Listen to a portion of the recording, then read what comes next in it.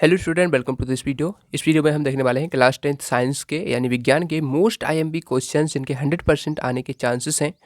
तो चलिए शुरू करते हैं। यहाँ पर आप देखिए, जिस प्रकार से क्वेश्चंस पूछे जाने हैं, जिस प्रकार से ब्लूप्रिंट है, उसी हिसाब से इसमें क्वेश्चंस हैं।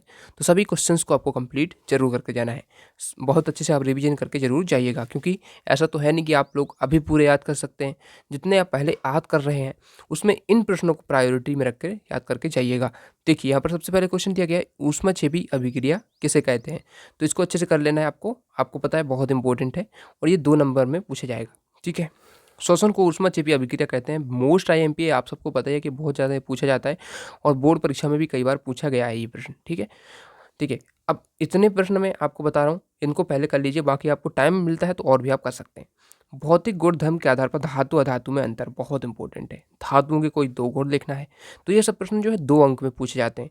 उसी हिसाब से मैंने इसमें आपको बना के दिया है। ठीक है, अगला देखिए, 7वां क्वेश्चन है, हाइड्रोकार्बन क्या है, उदाहरण देकर समझाइए।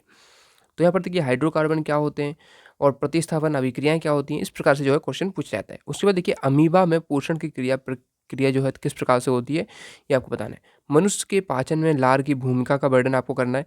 ये प्रश्न भी बहुत पूछा जाता है। ये सब 2 नंबर वाले प्रश्न है। और देखिए, इसमें अथवा भले ही लिखा हो, लेकिन आपको अथवा सहित करना है, क्योंकि आपका हो सकता है कि पेपर में आपका जो मनुष्य के लार में भूमिका वाला प्रश्न आ जाए और ये आए ना। इसलिए दोनों कर लेंगे तो आपका डेफिनेटली मिल जाएगा एक ना एक आपको। ठीक है, श्वसन क्या है समझाइए। उसके बाद बहुत इंपॉर्टेंट है, ऑक्सीजन अनऑक्सीजन में अंतर, ये बहुत पूछा जाता है। ठीक है, और आप सबको पता ही होगा, यदि आप लोग क्वेश्चंस पढ़ रहे हैं बार बार, तो आपने देखा होगा कि ये आपकी त्रैमासिक छमाही में भी आपको मिला होगा। जाइलम फ्लोएम में अंतर बहुत इंपॉर्टेंट, धमनी सिरा में अंतर, ये अंतर तो बहुत अच्छे से कर लेना है आपको, सभी एक भी नहीं छोड़ के जाना है।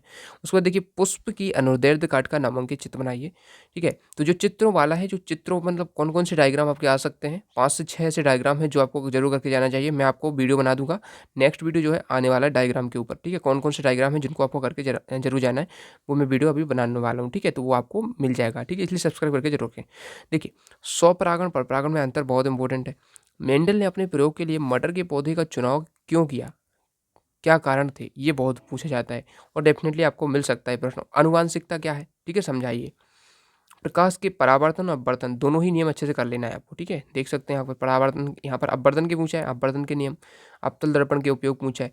तो यदि आप इन सभी प्रश्नों को करके जाते हैं तो डेफिनेटली आपके अच्छे अंक आने वाले हैं। प्रकाश के परावर्तन से आप क्या समझते हैं, इसके नियम लिखिए। परावर्तन के तो बहुत पूछा जाता है। ठीक है, अपवर्तन के भी पूछे जाते हैं, लेकिन परावर्तन के ज़्यादा पूछे जाते हैं 2 नंबर के हिसाब से। ठीक है, तो आपको कर लेना है। और यही प्रश्न आपका आता है कि उस लेंस की फोकस दूरी याद करना है जिसकी क्षमता -2.0 डायोप्टर है। ठीक है, ये आपका प्रश्न बैंक में है। ठीक है, तो इसको भी सॉल्व करके आपको अच्छे से कंप्लीट कर लेना है। अगला प्रश्न देखते हैं, क्वेश्चन नंबर 15। देखिए, इसमें विद्युत परिपथ किसे कहते हैं, विद्युत धारा की परिभाषा और इसका मात्रक। ठीक है, तो ये प्रश्न है। उसके बाद देखिए, ओम का नियम बहुत इंपॉर्टेंट है, आप सबने पढ़ रखा होगा कि ओम का नियम क्या होता है, विद्युत प्रतिरोधकता किसे कहते हैं। उसके बाद एक प्रश्न और आता है आपके चैप्टर नंबर फर्स्ट से ही है ये, वायु में जलाने से पहले मैग्नीशियम जीवन को साफ क्यों किया जाता है, ये 3 नंबर का प्रश्न में आता है। विकृत गंधेता बहुत इंपॉर्टेंट है, खाद्य पदार्थ जो मतलब उनमें एक प्रकार की गंध आने लगती है, तो वो ये किस प्रकार की क्रिया के कारण होता है, विकृत गंधेता किस प्रकार से होती है, ये आपको समझाना रहता है।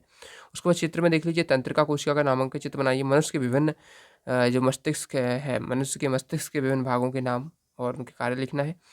उसके बाद देखिए, निकट और दूर दृष्टि दोष में एक आपका डेफिनेटली आता है। ठीक है, तो इनमें से एक ना एक प्रश्न तो इनमें से ही बनना है आपका। ठीक है, तो निकट दृष्टि दोष क्या है, दूर दृष्टि दोष क्या है, इसके कारण निवारण, इस सब चित्र से समझाना रहेगा। उसके बाद देखिए, 20वां क्वेश्चन देख लीजिए, धावन सोडा और बेकिंग सोडा के 2 उपयोग बताए हैं। ठीक है, अम्लीय वर्षा क्या है, बहुत इंपॉर्टेंट है, जीवधारियों पर इसका क्या प्रभाव पड़ता है, 4 नंबर के हिसाब से क्वेश्चन है।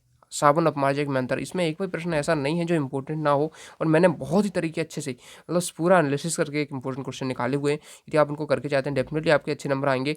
यदि आप थोड़े पढ़ने वाले हैं तो आप डेफिनेटली से अच्छे नंबर ला सकते हैं, और यदि आपने कुछ भी नहीं पढ़ा है, यदि इन्हीं को कर लेते हैं तो आप पास आसानी से हो जाएंगे। ठीक है, क्वेश्चन 12 यानी 22 देखिए, मनुष्य की आहार नाल का स्वच्छ नामक के चित्र बनाना।